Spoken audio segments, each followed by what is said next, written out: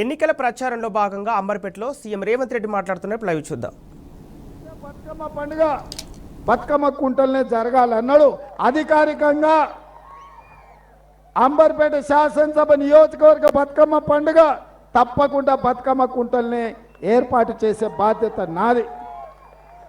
అదేవిధంగా వారు ఇంకొక మాట కోరిండు, మా నాగేందర్ను మంత్రిని చేయాలరా భయ్ అని అన్నాడు. అవునా? హనుమంతన్న నాకు డాక్టర్ బాబాసాహెబ్ అంబేద్కర్ది ఆడ విగ్రహం పెట్టాలన్నాడు. తప్పకుండా ఆ విగ్రహం విషయంలో నిర్ణయం తీసుకున్నాం.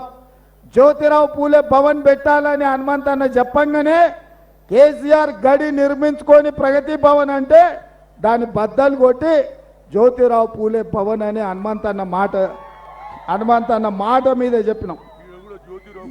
ఇవాళ కూడా మీకు మాట ఇస్తున్నా, హనుమంతన్నకు చేతుల చేసి చెప్పిన దానం నాగేందర్ 1,00,000 మెజార్టీతో మీరు గెలిపించండి.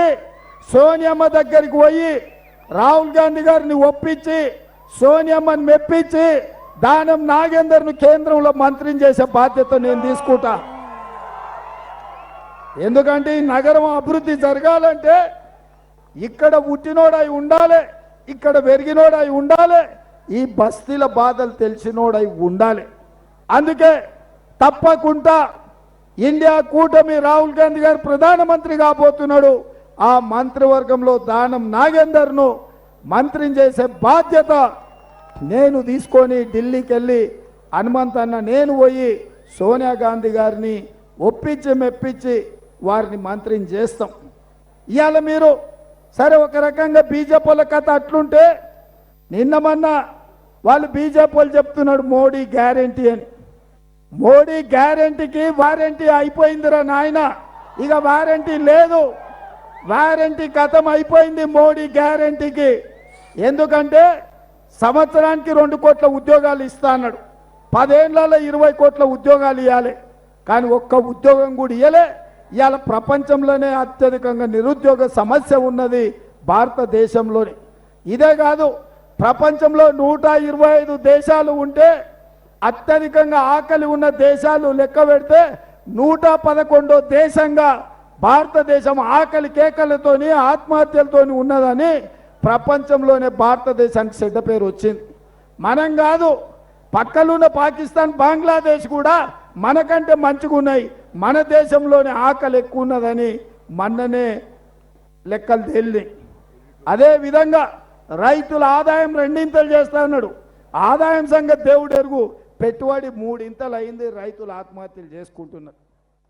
పేదోళ్ళకి ఇల్లు ఇస్తా అన్నాడు. మీకు ఎవరికన్నా మోడీ ఇల్లు ఇచ్చిండా? కిసికు ఘర్ దియా, కిసికు ఘర్ మిలా. కానీ ఆ రోజు కాంగ్రెస్ ఉన్నప్పుడు రాజీవ్ స్వగృహ మీద పేదవాళ్లకు వేలాది మందికి ఇండ్లు కట్టించి పేదలకు ఇండ్లు లేనోళ్ళకి ఇండ్లు ఇచ్చిన చరిత్ర కాంగ్రెస్ పార్టీది. అందుకే ఇవాళ నరేంద్ర మోడీ మనకి ఇచ్చిందేం లేదు. ఇక టీఆర్ఎస్ వాళ్ళ గురించి మనం మాట్లాడుడే దండుగా, అది సచ్చిన పాము, దాని గురించి లెక్క లేదు. ఇక ఆయన ఏం రాలేదంటున్నాడు కేటీఆర్. ఏంది రాలేదా? ఆర్టీసీలో బస్సు ఆడబిడ్డలకు ఉచితంగా రాలేదా? 500 రూపాయల సిలిండర్ ఇస్తలేమా ఆడబిడ్డలకు? 200 యూనిట్లు పేదోళ్ళకు మేము ఇస్తలేమా? రాజీవ్ ఆరోగ్యశ్రీ 10 లక్షల రూపాయలు పేదోళ్ళకు వైద్యానికి ఇస్తలేమా? ఇందిరమ్మ ఇల్లు 4.5 లక్షలు ఇవ్వలేదా? 3 నెలల్లో 30,000 నిరుద్యోగులకు ఉద్యోగాలు ఇవ్వలేదా? ఇన్నిచ్చిన తండ్రి కొడుకులు కలిసి అబద్ధాలు చెప్తారు. అందుకే కేటీఆర్కో మాట చెప్తున్నా, అన్నం ఉడికిందా లేదా అంటే ఒక మెతుకువాటి చూస్తే తెలుస్తుంది అంటారు మా పెద్దమ్మలు. అవునా? అందుకే కేటీఆర్కో సూచన చేస్తున్నా, మా పథకాలు అమలు అవుతున్నాయో లేవో తెలియదంటే మంచిగా చీర కట్టుకొని ఎర్ర బుర్రగా తయారుగా వచ్చి ఆర్టీసీ బస్సు ఎక్కు, నేను టికెట్ పైసలు అడిగితే మా పథకాలు అమలు కానట్టే. ఒకవేళ చెల్లి గవ్వ అడగకుండా నిన్ను సిద్దిపేటలో, సిరిసిల్లలో, చింతమడకల్లో ఇడిచిపెడితే మా పథకాలు అమలు అయినట్టే.